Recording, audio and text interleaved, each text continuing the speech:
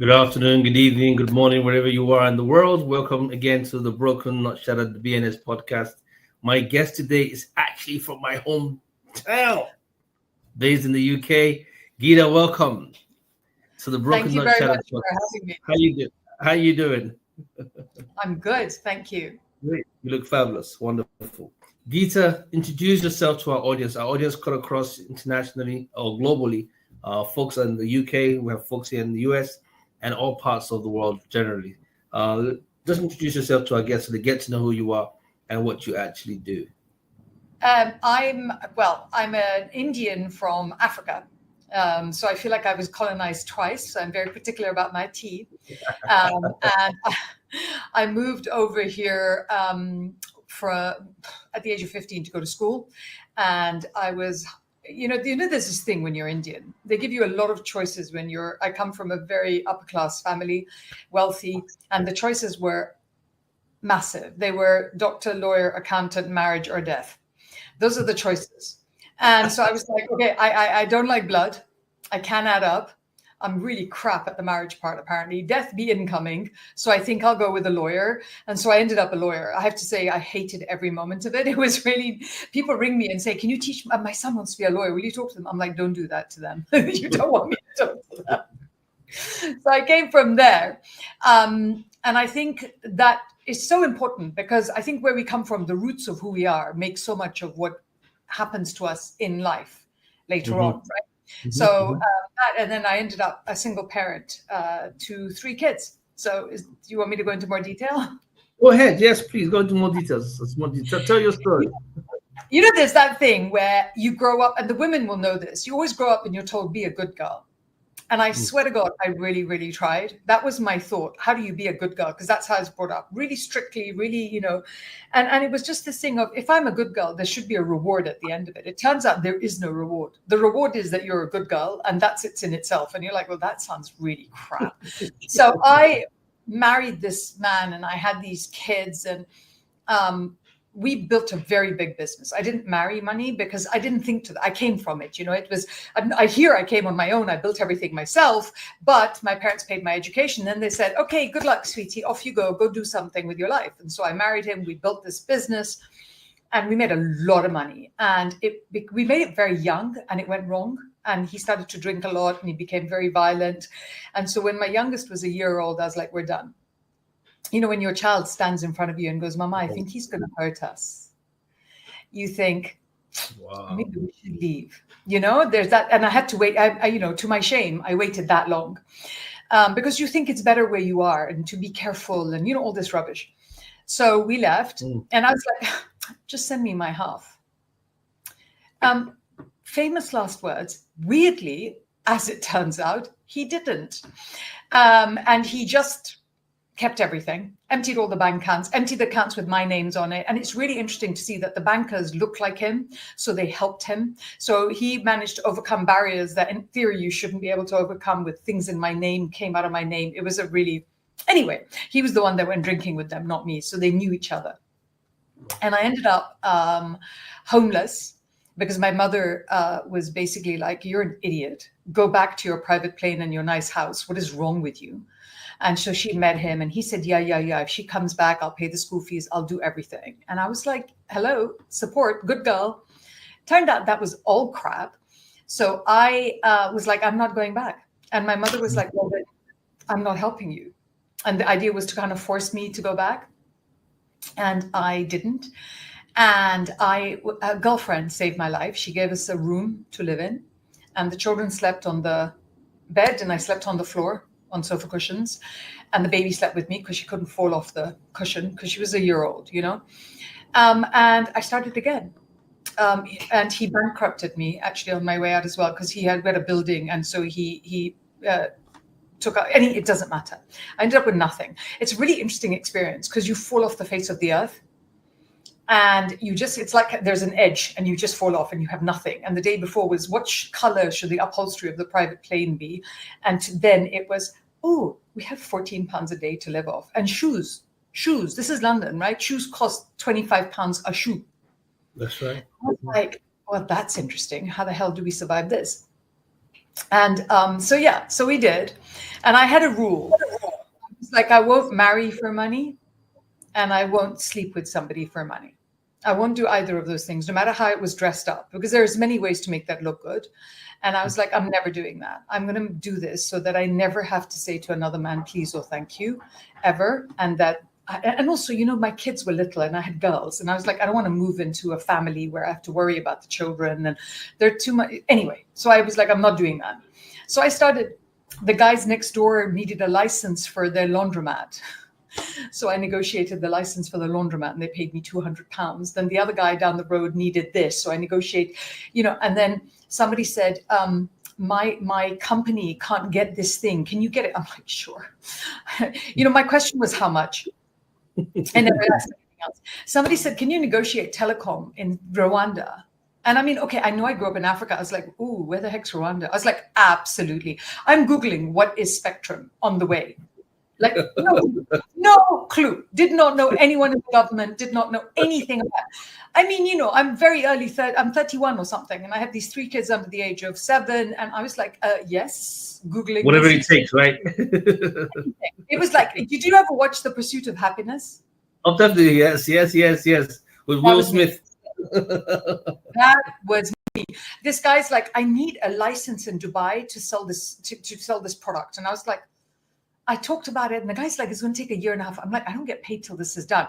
I was like, no. So I went to Saudi Arabia, bought a Saudi Arabian company and reversed it into the Saudi company, and they got a license. I was like, okay, it's next money. And I just would make up numbers. And then I did a lot of TV work. So they would say, can you run this debate? I'm like, sure. And then I would find myself in front of I was going to say 10,000 people, but it wasn't. It felt like it. Probably 200 people on TV thinking, how did I get here? I swear to you, that's the only thing I used to say. How did I get here? And then I would take the money, smile, move on. And I did that again and again and again. And then somebody said, can you do this? And then eventually I was like, I can't keep getting on an airplane, leaving my small babies at home, one of whom was sick. I have to do something. So I built this business. And we built a health and wellness business. So I built a huge health and wellness business. I won 5 Entrepreneur of the Year awards, and it paid for my kids to go through private school in London. That's how expensive it is. That must be very good business then, because it's expensive to go to school. How expensive it is to put. There were places I was paying the fees £200 a week because that's what, and it got more and more and more and more, And then as we came through there, we were the first detox business in this country. So in 2007, I was the first home delivery of gluten-free food. 2008, we had the first juice fast delivery. 2012, the first cold pressed juices in the supermarket. 2013, I did the first IV drips on the high street. So I just so every time somebody came through the door, they had to come through us. So Gwyneth Paltrow was a client. Simon Cowell was a client.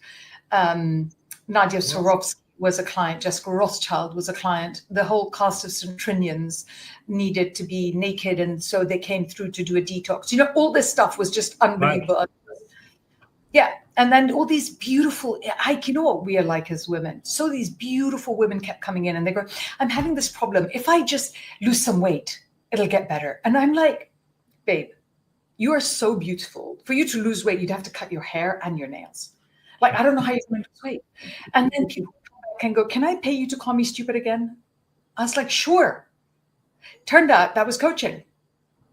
Who knew? Because in England, we didn't do coaching at all. Right. It's more of an American thing, isn't it? Right. Yeah. Such an American concept.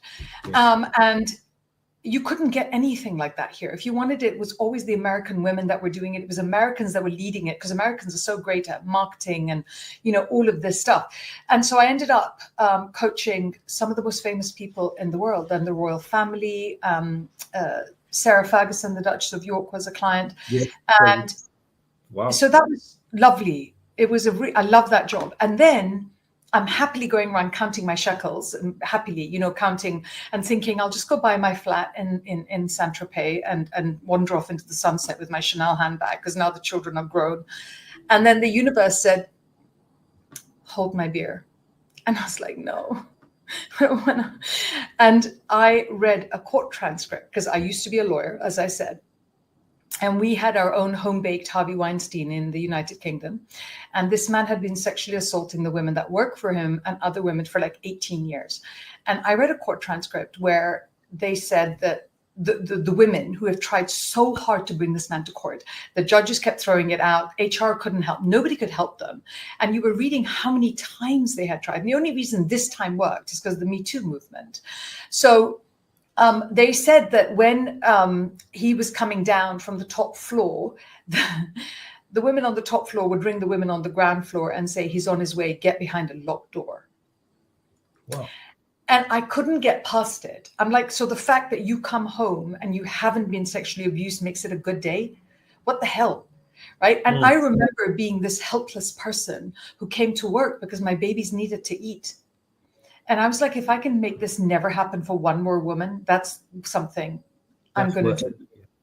Right? So I then spent months thinking, how do I do it? How do I do it? How do I do it? And then as luck would have it, my second child was working in the cafe around the corner from her university, and she got fired for having a period. Having a period. Wow. So she missed. Okay. So there's a thing where if you have four shifts and you miss 2 in a row, which is what happens with a period, because it's day 1, day 2, or day -1 plus day 1, and they can fire you. So they fired her. So this child rings me up and goes, "Mama, do something." And I'm like, yes, you know. So I know how to have impact. I know how to change things. How do I use that? You know? And so I was like, okay, so I'm going to see what I can do. And I don't know anything about DEI. It's not my industry. I just happily, I know nothing. So I think that's a good thing. So I rang up Forbes, and they had 75,000 women they had interviewed for workplace and what they thought made a good workplace. And I did a lot of media work with these guys over the years. So they were very kind. They sent me all this data, which really, how grateful am I for that? I had data on 21,000 women. So I kind of put it together and used that law degree I didn't like. And I looked and I analyzed. And I thought, what can I do if I have 5 years to do it? What would I change? And, you know, in my head was this. When women now go to work, we always work in a man's workplace. We're not working in a woman's workplace. We are always having to adapt and change and shift. Right. And then it becomes too much and we get up and we leave. We're like, we don't leave because we don't need the money. We leave because we can't survive where we are, right? It takes so much to make us go. So I thought about this. I was like, okay, so you have a men's washroom and a women's washroom, and they're completely different and fit for purpose, right? You have a urinal and you have a toilet, and they're under the same workplace, and nobody complains because we make them fit for purpose. What if you had a men's workplace and then a woman's workplace? But the difference in your workplace and my workplace is that my workplace takes me into account. It takes my biological needs, it takes my periods, it takes my perimenopause, it takes my cultural obligations without which we don't survive as a society. It takes my child rearing and my elderly parent rearing into question. Now, if that is an adaptive workplace that allows me to do those things, I can stay there forever because I can work according to what I need to do. Right. Right? Such a simple concept. Right. What you do is you create a woman-friendly workplace. It's really not rocket science. It's like really basic. So I was like, okay, I'll do that. So I spent a little bit of time trying to think how you do it. And then I was like, just launch the dratted thing and work it out later. So it's January this year. We launched it.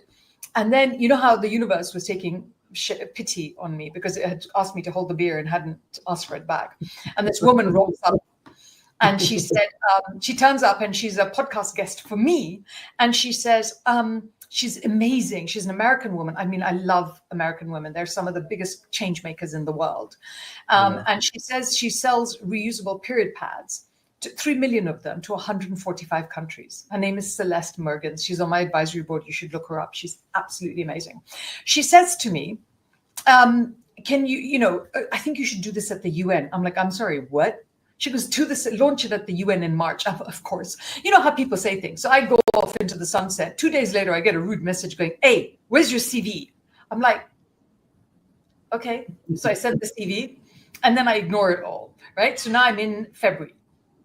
It's coming in March. I'm like, whatever. And then I get a draft press release with my name on it. And I'm like, wow. It's not happening. Oh, wow. No. It's not happening. It's not happening. So I'm calmly wandering around. The press release dropped and it had my name in it. I have to tell you, like, I had to put my head in between my knees to breathe. And I stayed there for a while because my brain we had no You tickets. didn't see it coming. No, it was in 2 weeks. Who does that? Who says go and talk at the UN and then does it? So the universe was like, I'll take my beer bag. Off you go. So we had to book tickets, which were really expensive because, I had 2 weeks left because I didn't believe it. I had to book a hotel. There was no space because the whole world was coming to speak at the UN. Also, it must have been June Unga around that time, United Nations. Yeah. And it was the CSW, the Safety of Women in the Workplace, was on. It was at that conference. So then my daughters came. I had 2 friends came, and so we all flew out. And I speak on publicly all the time. I'm on TV. I've been on TV for 20 years, on and off. The most frightening thing I have ever done. Anyway, so we launched it, and then we came out, and then we were like, okay, well, that's done. Let's go make this into a business. And so we started to certify people. So that's where we are. Wow. So what we're going to talk about, this is a great story that you have here. I know you can go on and on. I know you're also mindful of your time. I'm going to take you back and then bring you forward. I think we're going to end with this W Corporation thing about women that you're actually working on. I think that's big. I get a figure of a serial entrepreneur, the first here, the first there, the first, almost everything that I've heard about that is so common right now in the States. You're the first to do it in the UK, and that's big. The founder of Nosh Detox. Yeah. That's you. Yeah. Why did you go into that space? What was it about Nosh Detox that you felt like it was important for you to go into that? And what is it all about? It's because I'm a really bloody minded person, I think. So my son was very ill. He had anaphylaxis, and he was allergic to his. He was so ill. He had I was in my 20s when I had him. So he had cardiorespiratory arrest from eating milk by mistake, and he had cardiac arrest. They had to resuscitate him. He was in a coma for a week, and he came out, and he had developed asthma and eczema. And they said he's never going to get better. And I was like, I don't think so. I think he's going to get better. So I went and I made him better. I cured the eczema. His asthma became very intermittent. The anaphylaxis is still there, but it's like he's strong, And so when it came to what do I know how to make money, the only thing I knew how to do was to make people healthy. So I set up a business where the things I did to make my son healthy, I was like, there are other people with these problems. Women often set up businesses very differently to men. Men will see an opportunity, and women will see an impact. And they'll think, this is something that needs to be changed. Let me do that. And that's how we tend to set up businesses. So that's why I set up Nosh Detox. And how well did it go? How did it? Was it? It's got 3 kids through private school. Oh, that's beautiful. It went really well. It went really, really well. And it had a life cycle because of when we hit Brexit and then lockdown. So we sold bits of the business, and then we put it all online. So now we have this amazing, huge online library on wcom.world, which you can access for $1 a month. So we're making all the information accessible to women. We're going to take a break. When we come back, we're going to go straight into the WCOM.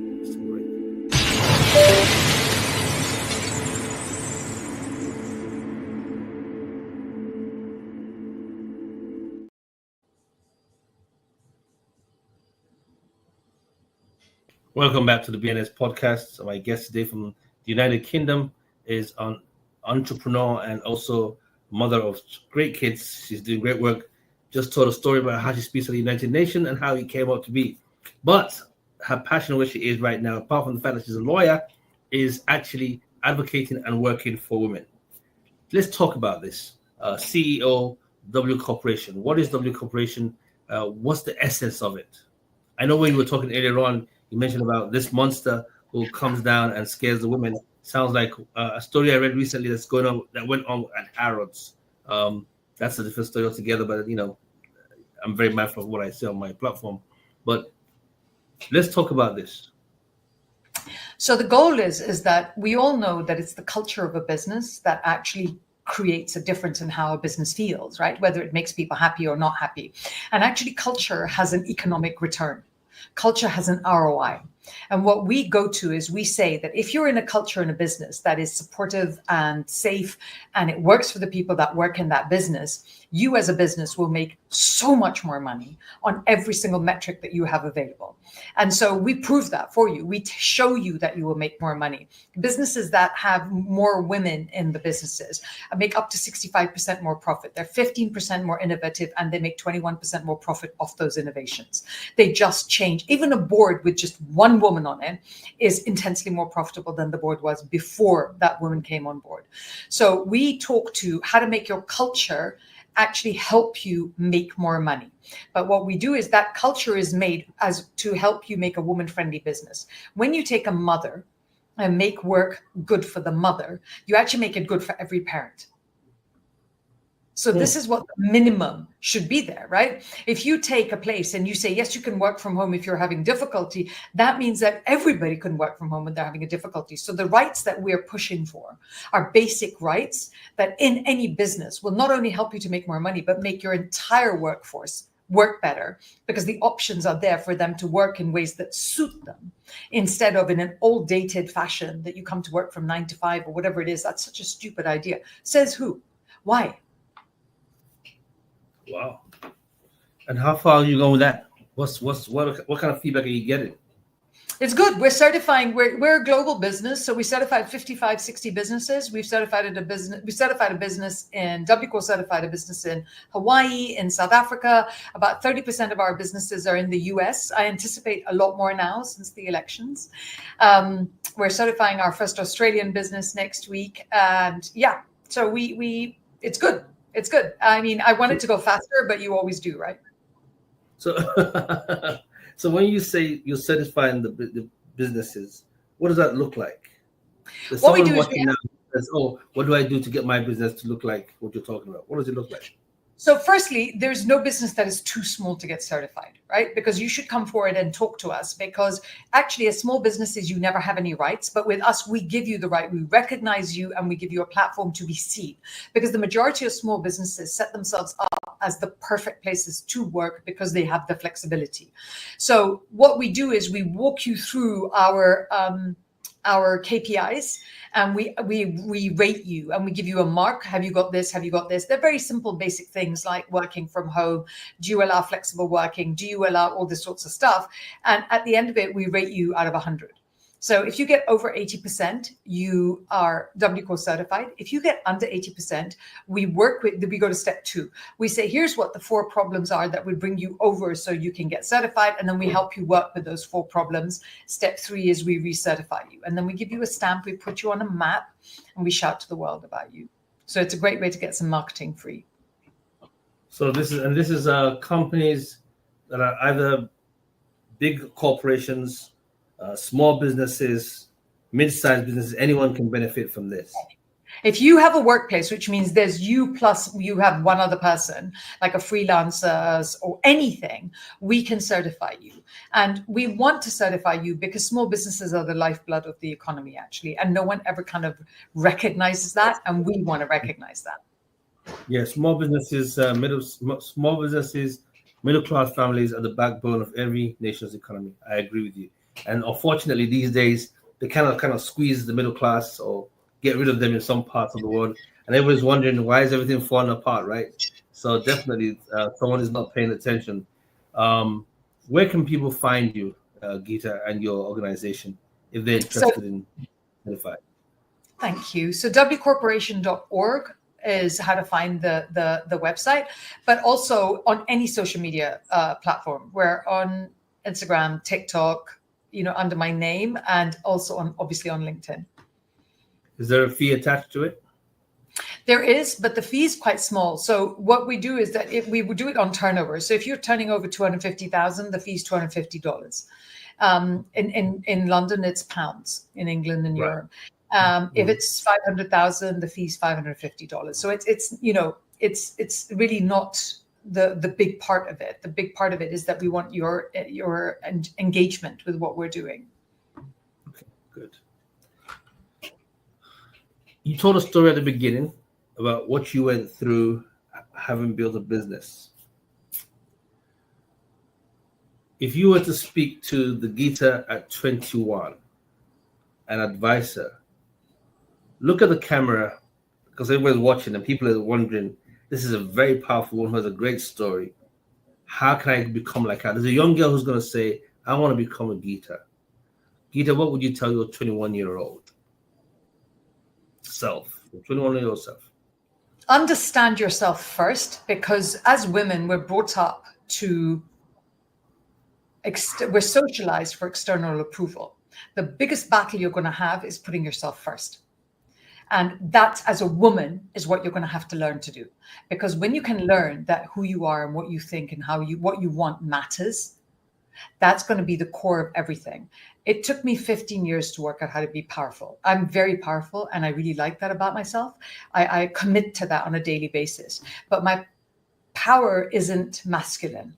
It's very feminine, because it comes from the fact that as a woman, I'm powerful.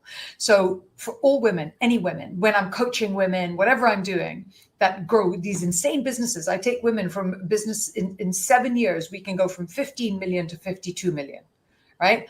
That's a big jump in 7.5 years. And I've done that. And the way to do that is to make the woman the best CEO she can be, not the best CEO a man can be, the best CEO she can be, because women really need their own methodology of doing business. I've never needed a productivity app in my life. I bring up 3 kids and run a house and run my business. Productivity apps are stupid, and goal setting is also not as helpful, because it's when I internalize how much confidence I can have when I believe in myself, that flow leads me and other women to build much, much bigger businesses. Does this I'm getting the vibe listening to you. Does this apply also to men? Because I know we're talking about women, but does this same experiences you were just sharing also apply to men? Completely. There's a guy called Mo Gawdat who ran Google X, right? This man said that, in fact, the biggest thing we've ever done was to stop femininity being a source of strength. And that when men find their inner feminine, like people like Steve Jobs, that's when they build truly amazing businesses. Because we're meant to have yin and yang. We're meant to be balanced. So I do have male clients, and we have like the third biggest construction company in the world, is a client, and we have a couple more. We have really solid NDAs, So there are men as well. It takes a very specific kind of man to think, yes, I want to learn this. But once you want to do that, if you can access, because think about it this way, we hire male CEOs and we spend millions teaching them how to think like a woman. That's correct. We do. We said, let's teach you teamwork. Let's teach you empathy, compassion, communication. Women naturally do that stuff. So if you had a guy who thought it was okay to learn how actually to do all those female leadership traits, if you look at a lot of leadership traits, like their Center for Leadership Studies, of their 8 leadership traits, 6 are female. Everybody gains from understanding the power and the creativity that comes from flow. And that flow is the feminine within men and women. It's just, I need to start from there because I'm a woman, and you need to learn it and add it on top because you're a man. There's no conflict within it. There's no conflict within it. It's just allowing it to flow out. Yeah, it's natural. Wow. Woo, okay. I'm gonna get you back on a different topic. I have to get you back. I'm looking at the clock, time ran out. I'm like, oh my God, I want to have her talk about something. But if we go into that, we might not come out of it. So I'm going to leave it alone and then have you back. Geeta, thank you for making out time. Just before you go, someone just asked the question, what kind of tips can you give to a woman who wants to go into business? Just top tips in your mind. Don't go down this male concept of raising money. A business is one thing and one thing only. I have this thing. Will you give me money for it? That is a business. Now, if one person will give me money for this, will the next person give me money, the next person, the next person, the next person? Running a business is making money. Just go do that. Find something somebody wants, sell it to them. Sell it to them again, sell it to the next person, and get better at doing that, and then sell it to more people and make more money by keeping the costs low. Finished. There's no other magic beam to it. It's very simple. Geeta, thank you for your time. And it's been a pleasure having you on the BNS podcast. I guarantee this is the first time, but not the last time we'll bring you back, and I'll stay in touch with you after the show. Thanks again, and we look forward to having you on our podcast again soon. Guys, wherever you are, please just join, click, subscribe, whatever it takes to be part of what we do on the air, and we'll get better as we go along. Geeta, thanks again. And say hi to my fans and family at the UK. All right. Thank you, dear. Cheers.